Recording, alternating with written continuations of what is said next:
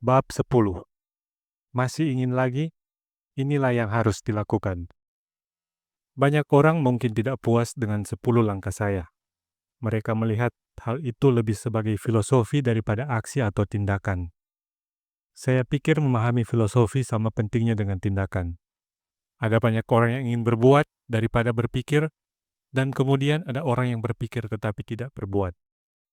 Saya akan mengatakan bahwa saya termasuk kedua-duanya. Saya menyukai gagasan-gagasan baru dan saya menyukai tindakan. Jadi bagi Anda yang ingin melakukan tindakan tentang bagaimana memulai, saya akan membagikan dengan Anda beberapa hal yang saya lakukan secara singkat. Berhentilah melakukan apa yang sedang Anda lakukan. Dengan kata lain, ambillah istirahat dan nilailah apa yang berhasil dan apa yang tidak berhasil. Definisi gila adalah melakukan hal yang sama dan mengharapkan hasil yang berbeda. Berhentilah melakukan apa yang tidak berhasil dan carilah sesuatu yang baru untuk dilakukan. Carilah gagasan atau ide baru.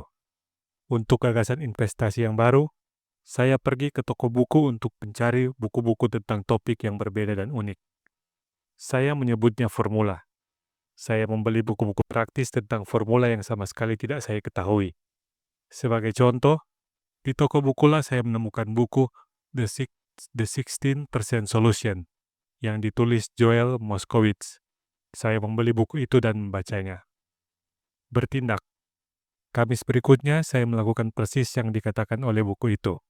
Langkah demi langkah, saya juga melakukannya dengan menemukan tawar-menawar real estate di kantor-kantor pengacara dan di bank. Kebanyakan orang tidak melakukan tindakan, atau mereka membiarkan orang lain membujuk mereka keluar dari formula baru apa saja yang mereka pelajari. Tetangga saya memberitahu saya mengapa 16% tidak akan berhasil. Saya tidak mendengarkan dia karena dia tidak pernah melakukannya. Temukanlah seorang yang telah melakukan apa yang ingin Anda lakukan. Ajaklah mereka makan siang. Mintalah nasihat atau petunjuk dari mereka.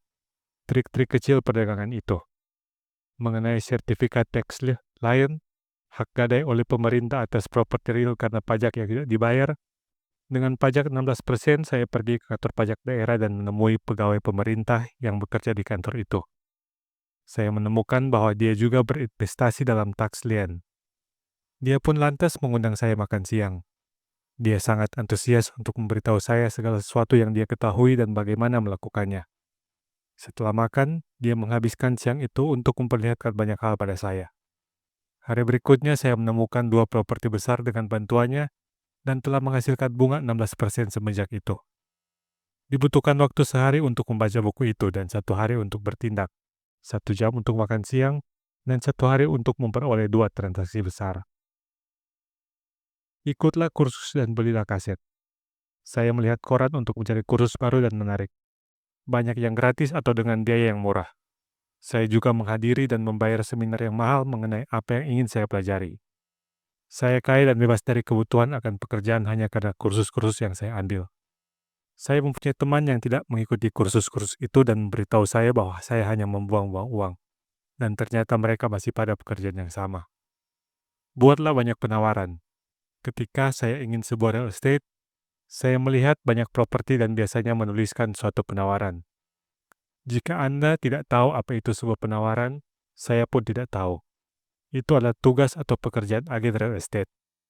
Mereka lah yang membuat penawaran itu. Saya melakukan pekerjaan sesedikit mungkin. Seorang teman meminta saya untuk menunjukkan cara membeli rumah apartemen. Pada suatu hari Sabtu dia, agennya, dan saya pergi dan melihat 6 rumah apartemen. 4 sangat jelek, tapi yang 2 bagus. Saya mengatakan untuk menulis penawaran pada keenamnya. Menawar separuh dari yang diminta si pemilik. Dia dan agennya hampir terkena serangan jantung. Mereka pikir itu kasar sekali, bahwa saya bisa saja menyinggung perasaan si penjual. Tetapi saya sungguh tidak percaya si agen mau bekerja begitu keras. Maka mereka tidak melakukan apa-apa dan terus mencari transaksi yang lebih baik. Penawaran pun tidak pernah dibuat, dan orang itu masih mencari transaksi yang tepat dengan harga yang pantas. Anda tidak tahu harga yang pantas sampai Anda mempunyai pihak kedua yang mau bertransaksi. Kebanyakan penjual memasang harga terlalu tinggi. Jarang seorang penjual akan sungguh-sungguh memasang harga di bawah harga yang sesungguhnya. Pesan moral dari kisah itu, buatlah penawaran. Orang yang bukan investor tidak bisa membayangkan bagaimana rasanya berusaha menjual sesuatu. Saya mempunyai sebuah real estate yang ingin saya jual dan itu butuh waktu berbulan-bulan. Berapapun tawarannya akan saya terima. Saya tidak peduli betapapun rendah harganya. Mereka bisa menawari saya 10 babi dan saya akan senang. Bukan pada penawaran itu, tetapi hanya karena seorang yang tertarik. Saya akan membalas. Bagaimana kalau tempat peternakan babi sebagai penukarnya? Tetapi begitulah permainannya. Permainan membeli dan menjual itu menyenangkan. Ingatlah itu selalu. Itu menyenangkan dan hanya sebuah permainan. Buatlah penawaran, seorang mungkin akan mengatakan ya. Dan saya selalu membuat penawaran dengan kalimat-kalimat yang membebaskan si penandatangan dari tanggung jawab. Dalam real estate, saya membuat penawaran dengan kata-kata tunduk pada persetujuan partner bisnis. Saya tidak pernah menentukan siapa partner bisnis itu. Kebanyakan orang tidak tahu partner saya adalah kucing saya. Jika mereka menerima penawaran itu, dan saya tidak menginginkan transaksi itu, saya menelpon ke rumah dan berbicara pada kucing saya. Saya membuat pernyataan absurd ini untuk menggambarkan betapa mudah dan sederhananya permainan ini. Begitu banyak orang membuat segalanya terlalu sulit dan mereka menjadi sangat serius. Menemukan transaksi yang baik, bisnis yang tepat, orang yang tepat, investor yang tepat, atau apa saja sama halnya seperti berkencan. Anda harus pergi ke pasar dan berbicara kepada banyak orang, membuat banyak penawaran, penawaran balik, negosiasi, menolak dan menerima. Saya tahu orang bujang yang duduk di rumah dan menunggu telepon berdering, tetapi kecuali Anda Sidney Crawford atau Tom Cruise, saya kira Anda lebih baik pergi ke tempat-tempat ramai seperti supermarket atau mall. Mencari, menawar, menolak, menegosiasi, dan menerima semuanya adalah bagian proses dari hampir segala sesuatu dalam hidup ini. Berlari atau jogging, berjalan, atau bersepedalah di wilayah tertentu sekali sebulan selama 10 menit. Saya menemukan beberapa investasi real estate terbaik saya sewaktu saya berlari. Saya akan berlari mengelilingi area tertentu selama 1 tahun. Apa yang saya cari adalah perubahan. Karena untuk mendapatkan untung dalam sebuah transaksi, harus ada 2 elemen, harga yang murah dan perubahan. Ada banyak harga murah, tetapi perubahanlah yang mengubah suatu harga yang murah menjadi peluang yang menguntungkan. Maka ketika saya berlari di suatu lingkungan di mana saya mungkin mau berinvestasi. Ini adalah pengulangan yang menyebabkan saya memperhatikan perbedaan-perbedaan kecil. Saya memperhatikan tanda-tanda real estate yang muncul untuk jangka waktu lama. Itu berarti si penjual mungkin lebih mudah bersepakat untuk bertransaksi. Saya mengawasi truk yang memindahkan barang, masuk atau keluar. Saya berhenti dan berbicara kepada si sopir. Saya berbicara kepada Pak Pos. Sungguh mengagumkan betapa banyak informasi yang mereka peroleh mengenai suatu area. Saya menemukan suatu area yang buruk, terutama area yang berita-beritanya membuat setiap orang ketakutan dan pindah. Beberapa kali setahun saya ke sana, menantikan tanda-tanda sesuatu berubah menjadi lebih baik. Saya berbicara kepada para pedagang eceran, terutama pedagang baru dan menemukan alasan mengapa mereka pindah ke sana. Hanya dibutuhkan beberapa menit sebulan dan saya melakukannya sambil melakukan hal lain, seperti berolahraga, jalan-jalan, atau pergi ke dan dari sebuah toko. Mengenai saham, saya menyukai buku Peter Lynch, Beating the Street, karena formulanya berguna untuk menyeleksi saham-saham yang tumbuh dalam nilai. Saya telah menemukan bahwa prinsip-prinsip menemukan nilai adalah sama, tidak peduli apakah ini real estate, saham, reksadana, perusahaan baru, hewan piaraan baru, rumah baru, atau harga sabun cuci yang murah sekali. Prosesnya selalu sama. Anda perlu mengetahui apa yang Anda cari dan kemudian pergi mencarinya. Mengapa konsumen akan selalu miskin? Ketika supermarket melakukan obral, misalnya tisu toilet, konsumen berdatangan dan persediaan pun habis. Ketika pasar saham diobral, seringkali disebut crash atau koreksi, konsumen meninggalkannya. Ketika supermarket menaikkan harganya, konsumen berbelanja tempat lain. Ketika pasar saham menaikkan harganya, konsumen mulai membeli. Singgahlah di tempat yang tepat. Seorang tetangga membeli kondominium seharga $100,000.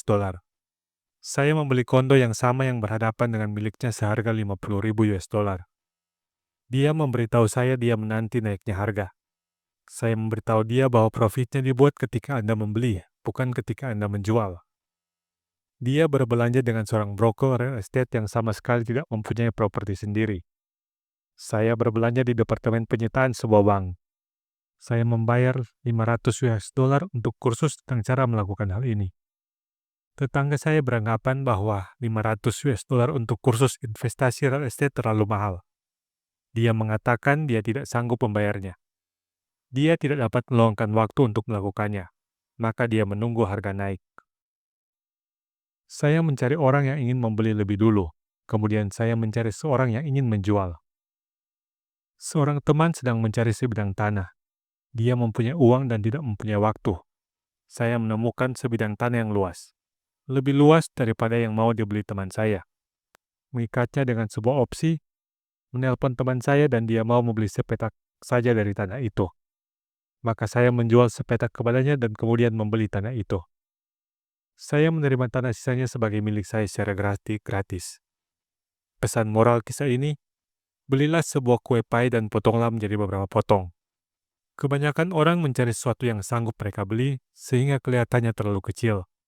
Mereka hanya membeli sepotong kue pie, jadi akhirnya mereka membayar lebih banyak untuk kue yang lebih kecil. Para pemikir yang kertil tidak mendapatkan keuntungan besar. Jika Anda ingin lebih kaya, berpikirlah lebih besar dulu. Para pedagang eceran senang memberikan diskon volume atau jumlah, hanya karena kebanyakan orang bisnis menyukai pemboros besar. Maka sekalipun Anda kecil, Anda selalu dapat berpikir besar. Ketika perusahaan saya bermain di pasar komputer, saya menghubungi beberapa teman dan bertanya apakah mereka juga siap untuk membeli. Kemudian kami pergi ke dealer yang berbeda dan menegosiasikan suatu transaksi besar karena kami ingin membeli begitu banyak. Saya melakukan hal yang sama untuk saham.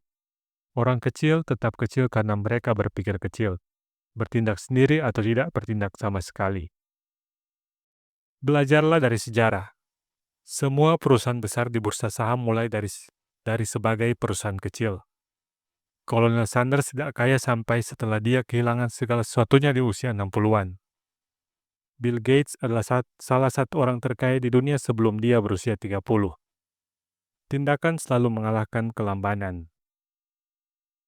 Itu hanya beberapa hal yang telah saya lakukan dan terus saya lakukan untuk mengenali peluang.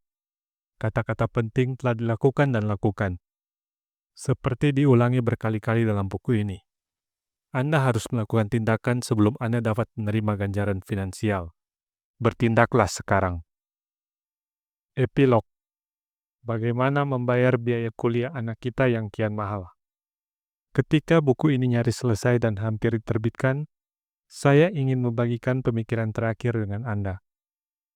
Alasan utama saya menulis buku ini adalah membagikan wawasan tentang bagaimana pertumbuhan intelijensi finansial dapat digunakan untuk memecahkan banyak masalah kehidupan yang umum. Tanpa latihan finansial, kita terlalu sering menggunakan formula standar dalam menjalani hidup, seperti bekerja keras, menabung, meminjam, dan membayar pajak yang besar. Sekarang kita membutuhkan informasi yang lebih baik. Saya menggunakan cerita berikut ini sebagai contoh terakhir tentang masalah finansial yang dihadapi banyak keluarga muda zaman ini. Bagaimana Anda memberikan pendidikan yang baik untuk anak-anak Anda dan memenuhi segala kebutuhan Anda di masa pensiun Anda sendiri. Berikut ini adalah contoh menggunakan intelijensi finansial alih-alih bekerja keras untuk mencapai tujuan yang sama. Seorang teman saya pada suatu hari mengeluh tentang betapa sulitnya menabung untuk biaya kuliah keempat anaknya. Dia menaruh 300 US dollar dalam dana bersama setiap bulan, dan sejauh itu hanya mengumpulkan sekitar 12.000 US dollar. Menurut perkiraannya, dia membutuhkan 400.000 US dollar untuk keempat anaknya menyelesaikan kuliah mereka. Dia sudah menabung 12 tahun, sejak anaknya yang tertua berumur 6 tahun. Saat itu adalah tahun 1991, dan pasar real estate di Phoenix sangat mengerikan. Orang-orang menjual rumah mereka. Saya menyarankan kepada teman saya itu agar dia membeli sebuah rumah dengan sebagian uang dalam dana bersamanya. Gagasan itu berhasil membujuknya dan kami mulai mendiskusikan kemungkinan itu. Perhatian utamanya adalah bahwa dia tidak mendapat kredit dari bank untuk membeli rumah lain karena dia terlalu mengulur waktu masa peminjaman. Saya meyakinkan dia bahwa ada cara-cara lain untuk membayar sebuah properti selain melalui bank. Kami mencari rumah selama 2 minggu. Sebuah rumah yang memenuhi semua kriteria yang kami tetapkan. Ternyata ada banyak pilihan, maka pencarian rumah itu menyenangkan. Akhirnya kami menemukan sebuah rumah dengan 3 kamar tidur dan 2 kamar mandi di sebuah lingkungan yang amat baik. Si pemilik telah menurunkan harga yang harus menjualnya hari itu karena dia dan keluarganya akan pindah ke California, di mana pekerjaan lain sudah menunggu. Dia meminta 102.000 US dollar, dan kami hanya menawarnya 79.000 US dollar. Dia segera menerimanya. Ternyata rumah itu mempunyai apa yang disebut pinjaman yang tak memenuhi syarat, non-qualifying loan, yang artinya seorang gelandangan tanpa pekerjaan pun dapat membeli rumah itu tanpa persetujuan bank. Si pemilik berhutang 72.000 US dollar, jadi yang harus dibayar oleh teman saya adalah 7.000 US dollar. Selisih harga antara yang diutang dan dijual. Segera setelah si pemilik pindah, teman saya menyewakan rumah itu. Setelah semua pengeluaran dibayar, termasuk hipotek, dia masih mengantongi sekitar 125 US dollar setiap bulannya. Rencananya adalah mempertahankan rumah itu selama 12 tahun dan membiarkan hipotek dituntaskan lebih cepat, dengan menambahkan 125 US dollar ekstra ke nilai pokoknya setiap bulan. Kami membayangkan bahwa dalam 12 tahun, sebagian besar hipotek akan lunas dan dia mungkin bisa menyisakan 800 US dollar sebulan pada saat anaknya yang pertama masuk perguruan tinggi. Dia juga dapat menjual rumah itu jika harganya layak. Pada 1994, pasar real estate di Phoenix tiba-tiba berubah dan rumah itu ditawar 156.000 US dollar oleh si penyewa yang tinggal di situ dan menyukai rumah itu. Dia kembali menanyakan apa yang saya pikirkan. Dan tentu saja saya berkata jual saja, berdasarkan 1031 Tax Deferred Exchange. Tiba-tiba dia mempunyai hampir 80.000 US dollar untuk dipakai. Saya menelpon teman saya di Austin, Texas, yang kemudian memindahkan uang bebas pajak ini ke gudang kecil milik kemitraan terbatas. Teman saya dalam 3 bulan kemudian mulai menerima cek kurang dari 1.000 US dollar per bulan yang kemudian dia masukkan ke dalam College Mutual Fund, dana bersama kuliah, yang sekarang bertumbuh jauh lebih cepat. Pada 1996, gudang kecil itu dijual dan dia menerima sebuah cek senilai hampir 330.000 US dollar sebagai hasil dari penjualan yang diputar kembali ke dalam proyek baru yang akan menghasilkan lebih dari 3.000 US dollar sebulan dalam pemasukan, dan lagi-lagi itu masuk ke dalam College Mutual Fund. Sekarang dia sangat yakin bahwa targetnya yang 400.000 US dollar itu akan mudah dipenuhi. Dan itu hanya butuh 7.000 US dollar untuk perintisnya dan sedikit intelijensi finansial. Anak-anaknya akan mampu mendapatkan pendidikan tinggi yang mereka inginkan, dan kemudian dia akan menggunakan aset pokok yang dibungkus dalam korporasi C-nya untuk membayar masa pensiunnya. Hasil strategi investasi yang sukses ini adalah dia akan mampu pensiun lebih dini. Terima kasih karena telah membaca buku ini. Saya berharap buku ini memberikan beberapa wawasan dalam menggunakan kekuatan uang untuk bekerja demi Anda. Zaman ini kita membutuhkan intelijensi finansial yang lebih besar untuk sekedar bertahan hidup. Gagasan tentang dibutuhkan uang untuk menghasilkan uang adalah pemikiran orang yang tidak canggih secara finansial. Itu tidak berarti bahwa mereka tidak intelijen, tidak pandai. Mereka hanya tidak belajar ilmu tentang menghasilkan uang. Uang hanyalah sebuah gagasan, ide. Jika Anda menginginkan uang lebih banyak, Anda cukup mengubah pemikiran Anda. Setiap orang yang maju atas usahanya sendiri mulai dari kecil-kecilan dengan sebuah gagasan, kemudian mengubahnya menjadi sesuatu yang besar. Hal yang sama berlaku untuk investasi. Hanya dibutuhkan beberapa rupiah untuk mulai dan mengembangkannya menjadi sesuatu yang besar. Saya menemui begitu banyak orang yang menghabiskan hidup mereka untuk mengejar transaksi besar, atau berusaha mengumpulkan banyak uang untuk mendapatkan transaksi besar, tetapi bagi saya itu adalah hal bodoh. Sudah terlalu sering saya melihat para investor yang tidak canggih mempertaruhkan uang mereka yang sangat banyak ke dalam satu transaksi dan kehilangan hampir semuanya dalam waktu singkat. Barangkali mereka adalah pekerja yang baik, tetapi mereka bukan investor yang baik. Pendidikan dan kebijaksanaan tentang uang sangatlah penting. Mulailah dari dini, jangan ditunda. Belilah buku, pergi dan ikutilah seminar. Praktekanlah, mulailah kecil-kecilan. Saya mengubah uang kontan 5.000 US dollar menjadi 1 juta US dollar aset yang menghasilkan 5.000 US dollar arus kas setiap bulan dalam waktu kurang dari 6 tahun. Tetapi saya mulai belajar ketika saya masih anak-anak. Saya mendorong Anda untuk belajar karena ini tidak terlalu sulit. Kenyataannya, ini mudah begitu Anda mengetahui atau memahaminya. Saya kira saya sudah menyampaikan pesan saya dengan jelas. Apa yang ada di kepala itulah yang menentukan apa yang ada di tangan Anda. Uang hanyalah gagasan. Ada buku yang sangat bagus yang disebut Think and Grow Rich. Judul buku itu bukan Bekerja Keras dan Menjadi Kaya. Belajarlah untuk membuat uang bekerja untuk Anda dan hidup Anda akan lebih mudah dan lebih bahagia. Sekarang janganlah memainkan uang dengan aman, tetapi mainkanlah dengan pandai dan dengan cerdas. Bertindak. Anda semua telah diberi 2 anugerah luar biasa, pikiran Anda dan waktu Anda. Terserah pada Anda untuk melakukan apa yang Anda senangi dengan keduanya. Dengan setiap rupiah yang masuk ke tangan Anda dan hanya Anda sendiri yang mempunyai kekuatan untuk memutuskan nasib Anda. Habiskanlah dengan bodoh, maka Anda memilih untuk menjadi miskin. Habiskanlah untuk liabilitas, maka Anda bergabung dengan kelas menengah. Investasikanlah dalam pikiran Anda dan belajarlah bagaimana mendapatkan aset dan Anda akan memilih kekayaan sebagai tujuan dan masa depan Anda. Pilihan itu ada di tangan Anda dan hanya milik Anda. Setiap hari dengan setiap rupiah, Anda memutuskan untuk menjadi kaya, miskin, atau kelas menengah. Kalau Anda memilih membagikan pengetahuan ini dengan anak-anak Anda, maka Anda memilih untuk menyiapkan mereka memasuki dunia yang menantikan mereka. Orang lain tidak akan melakukannya. Anda dan masa depan anak-anak Anda akan ditentukan oleh pilihan yang Anda buat sekarang, bukan besok. Kami berharap semoga Anda kaya raya dan bahagia dengan anugerah menakjubkan yang disebut kehidupan.